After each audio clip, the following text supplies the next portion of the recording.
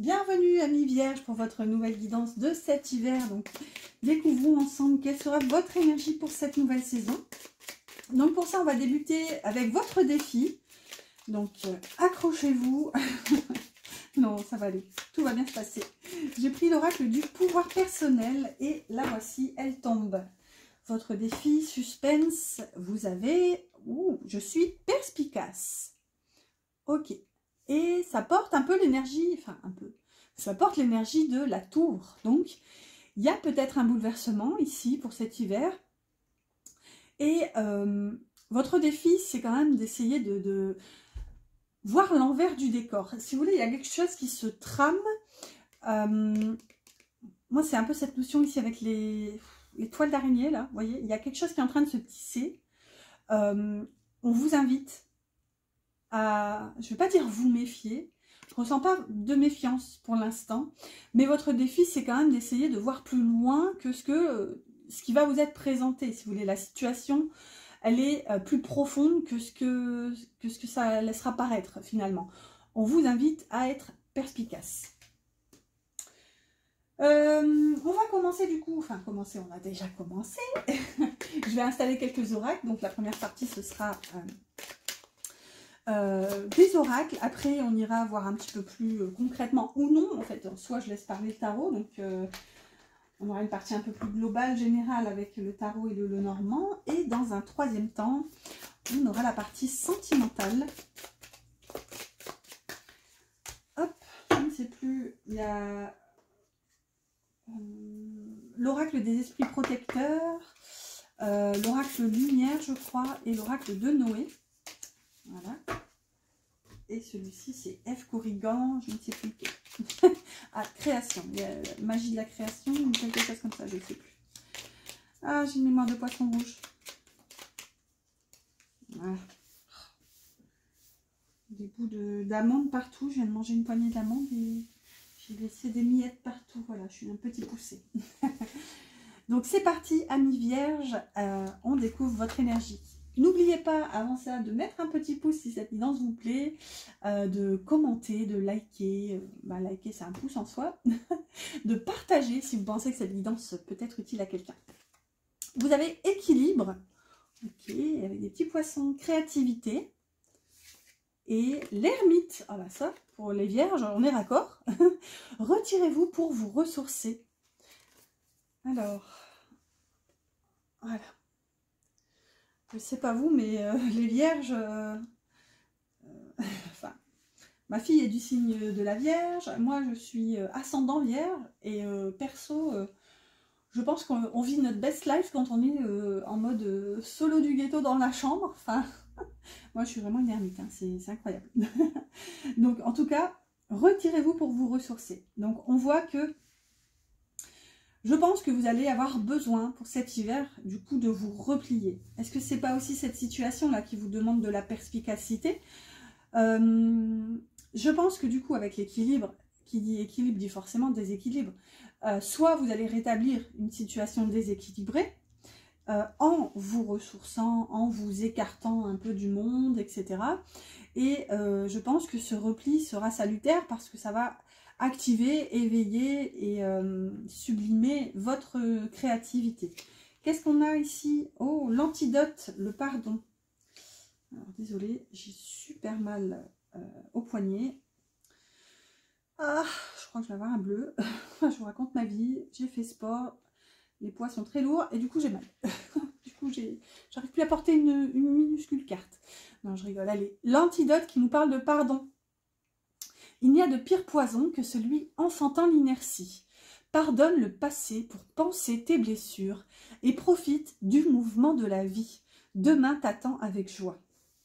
Ok, donc pour moi,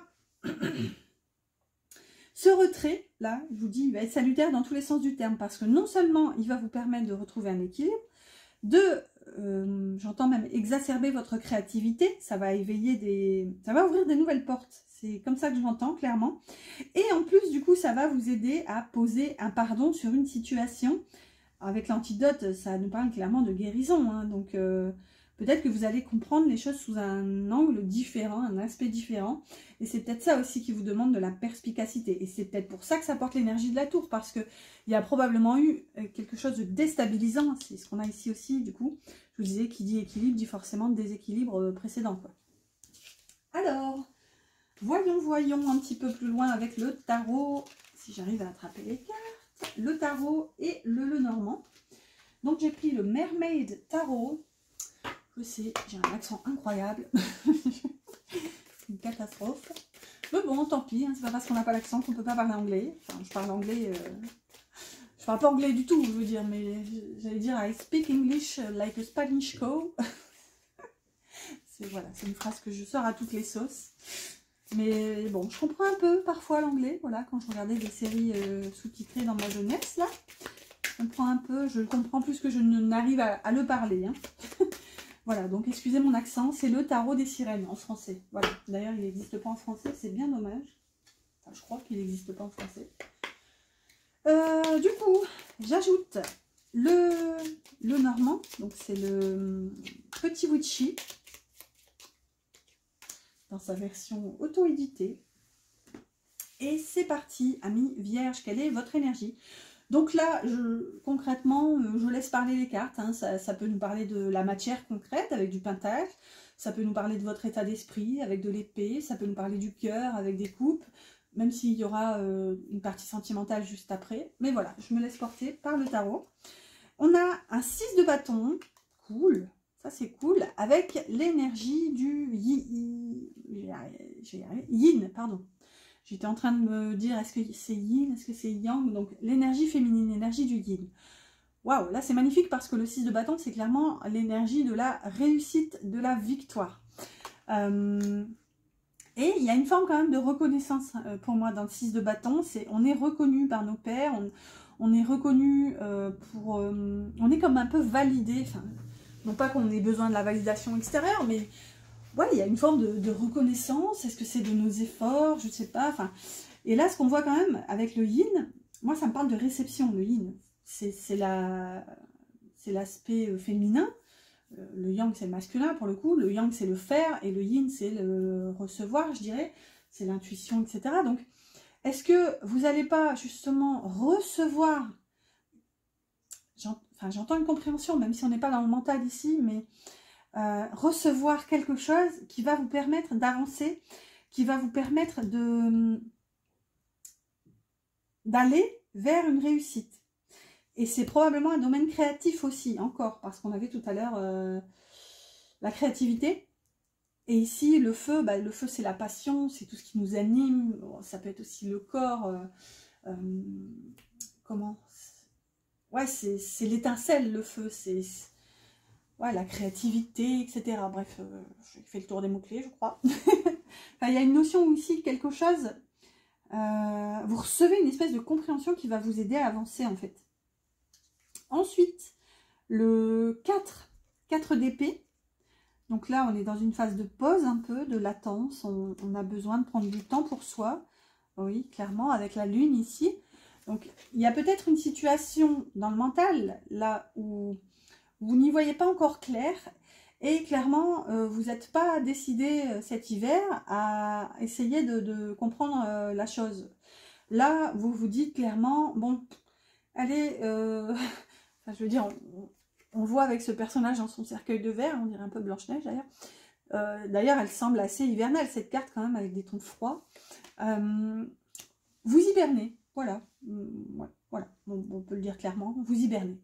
Vous choisissez d'hiberner. Avec la lune, vous avez besoin de prendre ce temps de pause, de vous occuper de vous, pour peut-être comprendre quelque chose.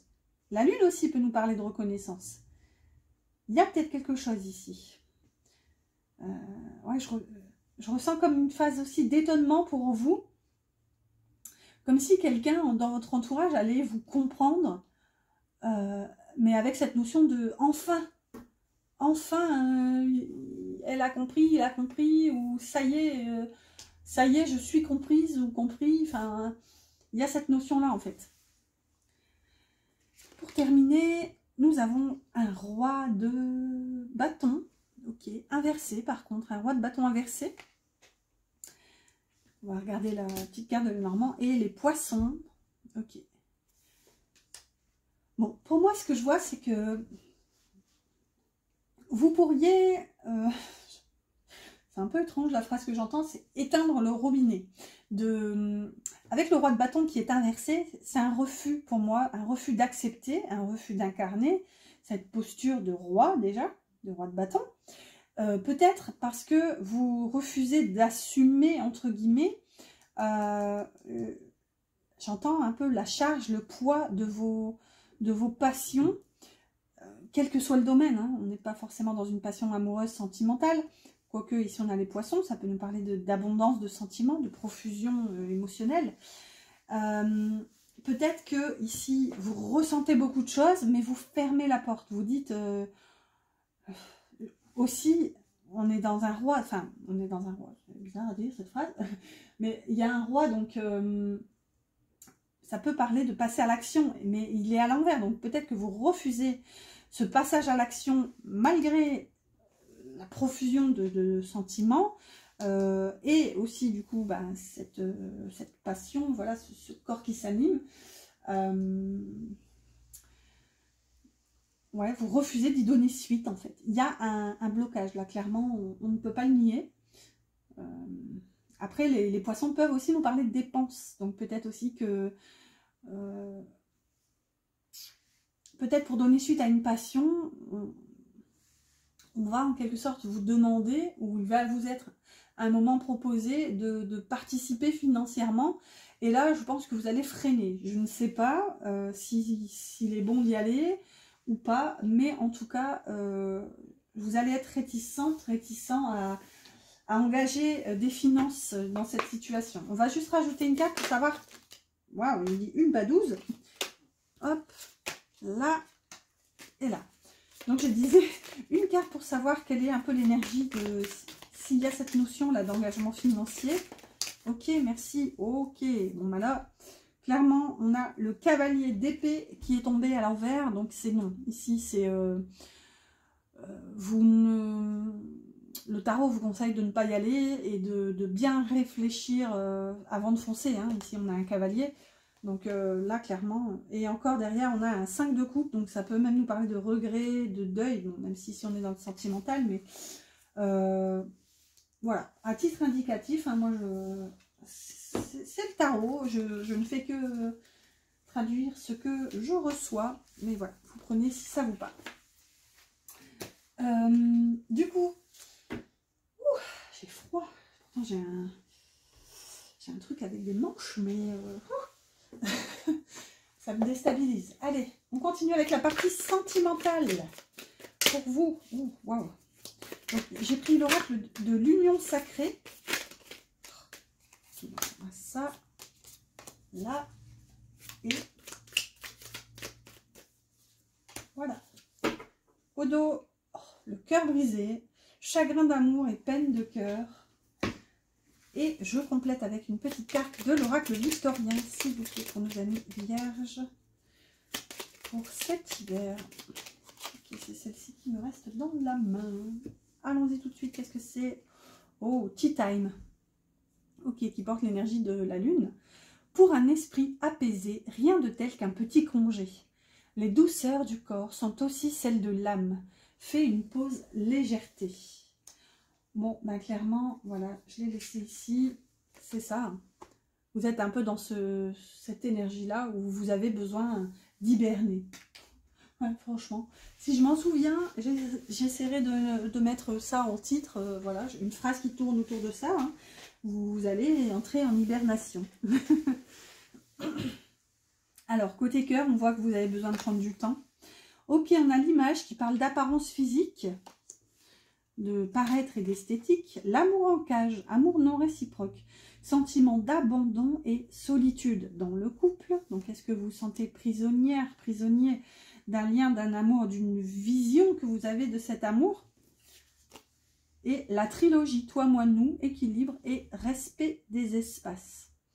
J'ai cru que ça allait nous parler de triangulaire, mais non. Ça nous parle justement pour moi, à mon sens, l'un des plus beaux calculs, même si voilà, il n'est pas très mathématique celui-ci, mais cette notion de dans un couple où, pour moi, 1 + 1 = 3 en fait. C'est vraiment le couple qui forme une entité supplémentaire, une entité à part entière. C'est pas 1 + 1 = 1, enfin, voilà, on va pas se perdre ou se fondre dans l'autre. Cette phrase aussi était bizarre.